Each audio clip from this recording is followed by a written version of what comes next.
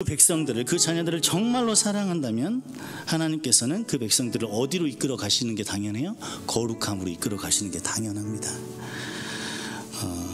이 과정은 부드럽고 따뜻하고 배려가 있는 시간은 아니에요. 거칠고 폭력이 있고 또 전쟁이 있었기 때문에 죽음도 있었겠죠. 원통함이 있고 억울함이 있는 시간이었을 것입니다. 근데 그 시간이 왜 주어진 것이라고? 하나님이 우리를 사랑하시기 때문에 주어진 시간이 됩니다. 우리는 그 시간 동안 포로 생활을 잘 하는 것이 하나님의 사랑에 올바르게 반응하는 것입니다. 우리 인간의 악함이 하나 있는데 그건 뭐냐? 한번 잘 생각해 보셔야 돼요. 우리는 하나님이 돌보신다고 하면 이 하나님의 돌보심을 항상 무엇과 연결시키려고 하냐면 내 만족감이랑 연결시키려고 해요. 내가 만족감이 느껴지는 것이 하나님의 돌보심에 대한 증거라고 생각하는 거예요. 아니죠. 우리 믿는 사람은 이렇게 반응이 나와야 돼. 하나님이 돌보시기 때문에 내 모든 삶에 만족감을 느껴야 되는 거예요. 이게 이제 순서가 바뀐 거예요. 이게 안 바뀌는 사람은 그리스도인이라고 보기는 어려울 수도 있어요. 그래서 굉장히 우리 그리스도인들의 삶은 사실 역설적인 부분이 많습니다. 하나님 유다를 멸망시키고 그들을 포로로 데려가게 하신 것은 그들에게 여호와 하나님을 알게 하는 마음을 주시고 하나님에게 돌이키셔서 하나님의 참 백성을 삼기 위함입니다. 여러분, 이스라엘이 망하기 전까지, 이렇게 포로로 끌려가기 전까지는 이스라엘 나름대로 만족하며 살고 있었어요. 우상숭배 막 열심히 하면서 재밌고 신나고 아름답게 살았다고요. 즐기고 이러면서 잘 살았단 말이죠. 그런데 다 망하게 하시고 포로로 끌려가게 하시더니 그 자리에서 하나님이 돌보신다고 말씀하시는 거예요. 근데 그 돌보심의 목적이 뭡니까? 이스라엘 백성이 만족감을 위한 돌보심인가요? 아니죠. 나를 만족해 하기 위함이 아니라 나를 거룩한 하나님의 백성으로 삼기 위한 돌보심인 거예요. 그러니까 우리가 하나님의 창조 목적, 그리고 예수 그리스도의 십자가에 죽으신 이러한 것들의 목적을 자꾸만 나의 만족이랑 연결을 시키다 보면 여러분의 신앙생활은 모순되는 게 너무 많고, 그러니까 일종의 믿음이 아닌 종교심을 갖고 살게 되기가 굉장히 쉽습니다. 하나님이 우리를 구원하신다는 것은 지옥에 안 가고 우리끼리 신나게 산다는 것이 구원이 아니에요. 하나님은 우리 인간을 창조하시고 만드셨던 첫 번째 목적, 그리고 성경에서 계속 말하지만 오늘도 나왔지만 우리는 하나님의 백성이 되고 여호와 하나님은 우리의 하나님이 되어서 그 삼위일체 하나님 온전한 교제 가운데 들어가서 하나님과 동행하는 삶을 사는 거예요. 그게 복이고 그게 누리는 복인 거죠. 그래서 이 하나님께서 돌보신다고 하는 것의 목적도 결국은 나의 만족을 위함이 아니라 하나님의 백성으로 살게 하기 위한 것이 됩니다. 종살이도 포로 생활도 그 과정 안에 겪게 될 수많은 시련도 70년이에요. 70년을 종살이 한다고 생각해 보세요. 하나님의 돌보심이 됩니다. 이 시련까지도 하나님의 돌보심인 거예요. 왜 시련이 돌보심이 되는 거예요? 그 시련을 통해서 하나님의 백성이 되니까. 하나님께서는 분명히 내가 너희를 돌볼 것이라고 하셨는데 우리는 계속해서 이게 돌보는 거야? 아니, 돌보신다며 뭘 돌보시는 거야? 여전히 내 인생의 주인이 내가 돼서 하나님의 돌보심을 거절하고 싶은 마음이 있는 거죠. 그러나 이 시련과 같은 돌보심도 사실은 굉장히 감사해야 될 부분이 있는 거죠. 하나님이 버리지 않으시기 때문에 겪어야 되는 이 거친 사랑인 거예요. 하나님이 정하신 그 70년의 시간을 하나님의 돌보심 아래 잘 지나가겠다고 겸손히 내 마음을 정할 때입니다. 상황은 하나님이 바꾸시는 거지 내 행동이 바꾸는 것이 아니기 때문이에요. 그 70년의 시간, 힘들고 낯설고 받아들이기 어려운 시간입니다. 하지만 그 시간을 통해서 하나님 우리에게 약속하신 게 있어요. 바로 우리에게 하나님을 아는 마음을 주신대요. 근데 만약에 그 어려움이 하나님이 나의 회복을 위해서, 하나님을 아는 마음을 주시기 위해서 하나님이 준비한 시간이라면, 그 시간을 통해서 하나님이 빚어가실 우리의 모습을 기대하시면서 하나님이 준비해 놓은 시간이라면 어떨 것 같습니까? 그러면 그때도 하나님이 세팅을 해 놓으신 그 환경에서 하나님이 주신 문제를 해결하려고 발버둥 친다.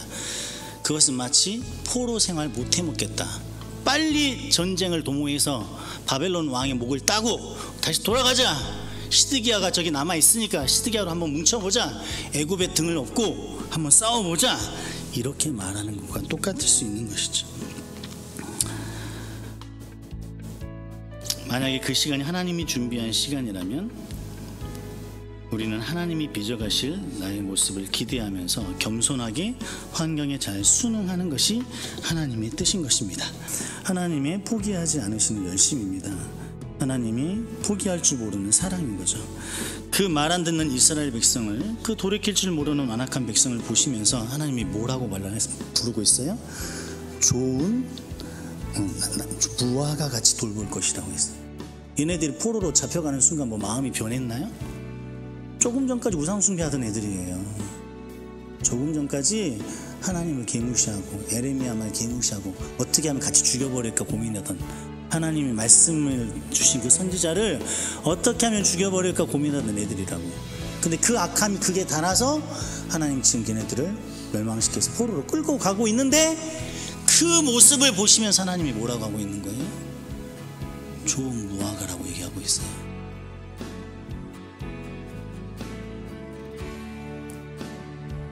여러분이 우리가 뭘 해서 하나님이 좋은 무화과라고 생각하는 것이 아니고, 우리 인간의 악함과 죄성은 그대로이고, 여전히 기회만 있으면 하나님을 잊어버리고 내 인생, 아름다운 내 인생은 나의 것 하면서 살아가는 우리지만, 여전히 그런 모습을 가지고 있는 우리지만 하나님이 우리를 좋은 무화과로 돌보신대요. 그건 뭐냐? 하나님의 열심이고 하나님의 자신감이에요. 하나님 우리를 그렇게 만들어 가시겠다는 자신감이라. 그렇게 약한 존재인데 하나님이 포기하지 않으시고 우리의 조건과 우리의 모습과는 상관없이 기필코 나의 자녀, 나의 백성으로 그들을 만들어 가실 것이다. 하나님 아는 마음을 주신다 그랬어요. 걔네들이 노력해서 얻어내는 것이 아니라. 여러분이 겪고 있는 어려움은 뭔가요? 또 무엇 때문에 그렇게 포로처럼 매여 있습니까? 비록 우리의 삶이 실패해서 포로된 자와 같은 삶을 될지라도, 또는 그렇게 될까봐 두려울지라도, 하나님께서는 우리를 극히 좋은 무화과로 여기신다는 거예요. 그 타락한 애들을 그 상태 그대로인데 좋은 무화과로 여기신대요. 하나님이 다스리는 하나님 나라로 인도하시고 심으시고 세우신다고 하셨어요. 우리를 돌보신다고 하셨습니다. 70년의 시간이 끝이 없는 긴 시간처럼 느껴질 수 있어요. 그 시간을 통해 우리는 망한 인생을 사는 것이 아닙니다. 그 포로 생활하는 종살이 하는 그 이스라엘 백성이 그 70년의 시간을 망한 인생을 사는 게 아니라고. 그들이 사는 인생은 하나님이 백성이 되어가는 삶을 사는 거예요. 하나님을 알아가는 삶을 사는 것이죠. 그때 기억하셔야 돼요. 그 꼬꾸러진 삶, 내 뜻대로 되지 않는 그 삶, 나는 실패하고 망한 인생을 사는 것이 아니라 하나님의 백성이 되어가는 삶을 사는 것이다. 이 땅에서의 삶이 어느 날 그냥 하나님의 백성이 돼서 다 완전체가 돼가지고 완전한 모습으로, 완성된 모습으로 뭔가를 살아가는, 그것이 그리스도의 삶이 아닙니다.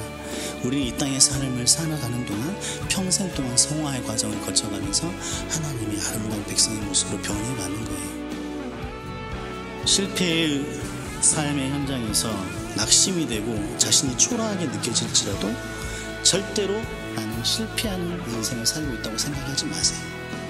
하나님의 백성이 되어가는 삶을 살고 있는 것이다 생각하시기 바랍니다. 완전한 실패로 보이는 예수님께서 십자가에서 돌아가신 그 순간이 사실은 우리의 완전하신 하나님의 뜻이 이루어지는 순간이었다는 것을 기억하십시오.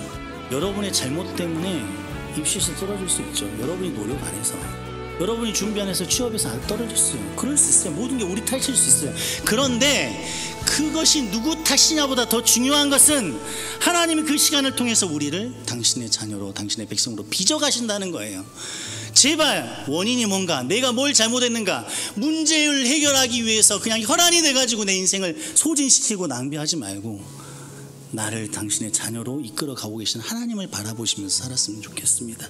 문제 해결보다 더 중요한 것은 하나님의 백성으로 살아가고 하나님의 자녀로 살아가는 거예요. 하나님을 알아가는 것입니다. 우리를 백성다운 백성으로 삼고자 하신 하나님이십니다. 나에게 왜 포로 생활이 시작되었나? 그 원인을 찾는 데 시간을 보내기보다는 그 안에서도 나를 보호하시고 인도하시는 하나님을 신뢰하고 하나님의 뜻을 찾고 순종하는 예배의 삶을 살아갔으면 좋겠습니다.